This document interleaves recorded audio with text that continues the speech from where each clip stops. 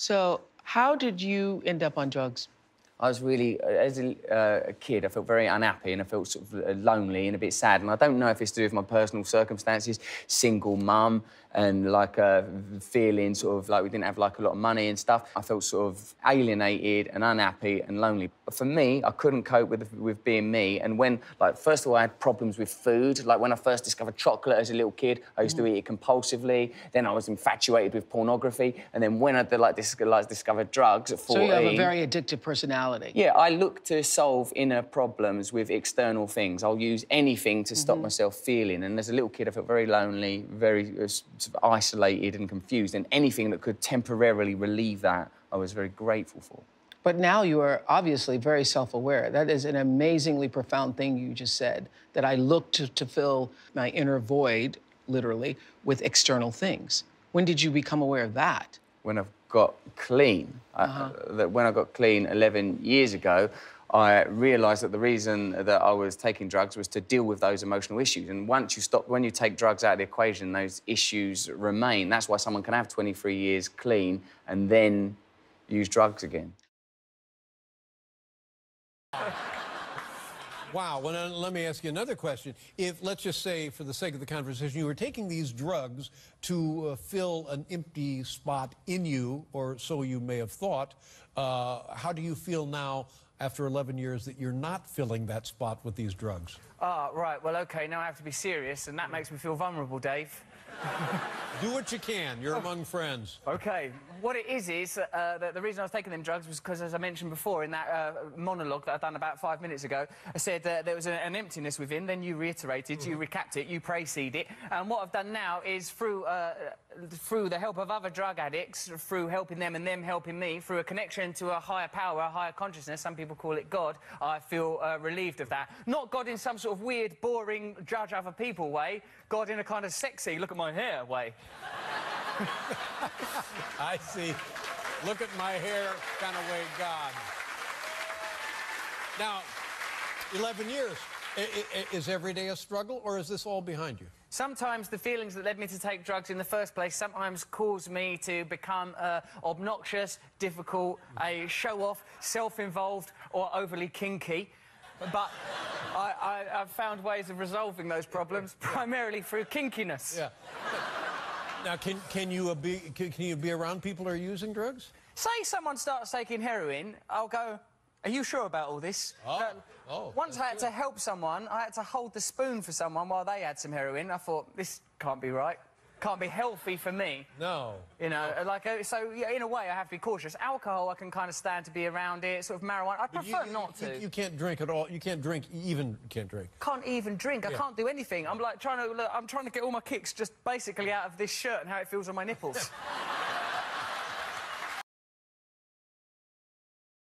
What this book is going to be is to address the feeling of alienation that we all feel. We all feel, I've noticed, people don't seem very happy. People feel disillusioned. We're doing jobs and we're wondering why we're doing them. People feel disconnected. People feel a lack of trust in the government and the major institutions of the day.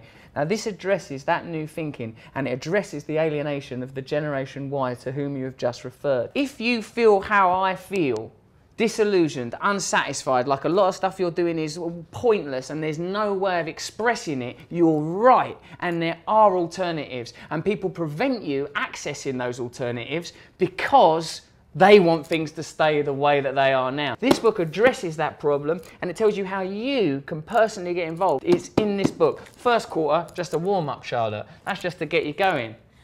So what would your ideal revolution look like to me? How would it affect my life? You'd work less hours. You'd have more time with people that you love. You'd spend your time developing as a human being. You'd be part of a cultural narrative that was attached to ecology, attached to the planet as a whole. In a revolution of any value, we as human beings are able to exercise our power democratically if we want to eat good food, ordinary food, if we want to commune together, if we want to work a few hours a day instead of spending our lives toiling and slaving for next to nothing, paying mortgages, living at the Hocker Banks. If we don't want to do that, we don't have to. The one bit of the book that resonated most with me you don't know, is you've only read the first 25%. The one bit of the first 25% that resonated with you was what, Charlotte?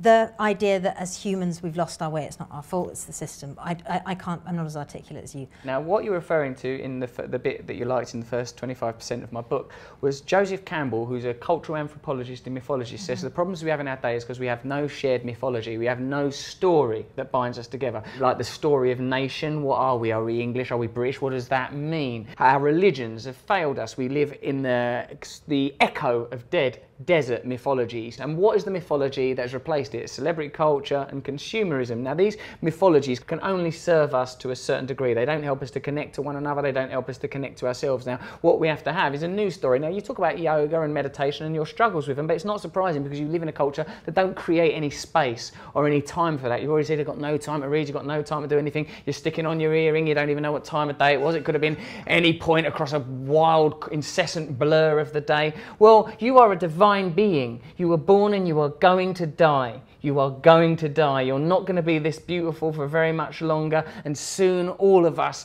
are ashes on the wind of history. How do you want to spend that time here? Do you want to spend it doing something worthwhile? Do you want to spend it having a laugh, living as a human being, part animal, part divine? Or you just want to waste all your life away in inverted commas, being cool? I'll tell you what, we're getting shortchanged, Charlotte. You deserve a lot more. Thanks.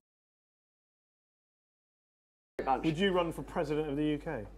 No, because I wouldn't want to exist inside this political system because I think it's inherently corrupting and I think it's just administration. I don't agree with that system of leadership. I think it should be interchangeable and well regulated so we don't have cult of personality and cult of leadership. Then people in those, it shouldn't be regarded as power, it should be regarded as service. Like the old Bill, you should be able to go, oi, I need a lift home. They go, oh, yes, okay.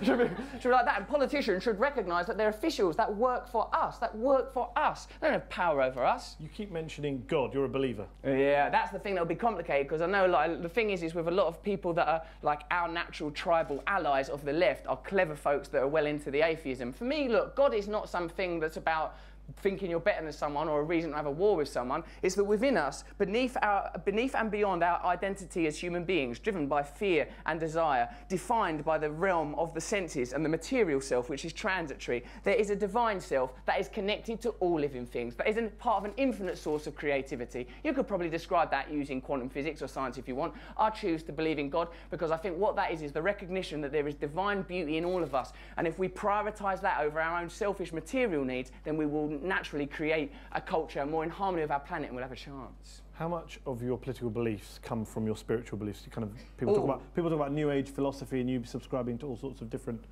things. All come from spiritualism. Because what is socialism other than, oh, we're all just here together, just share, what's the point? I got carried away for a minute, I thought that my haircut was more important than other people's, you know, like living space.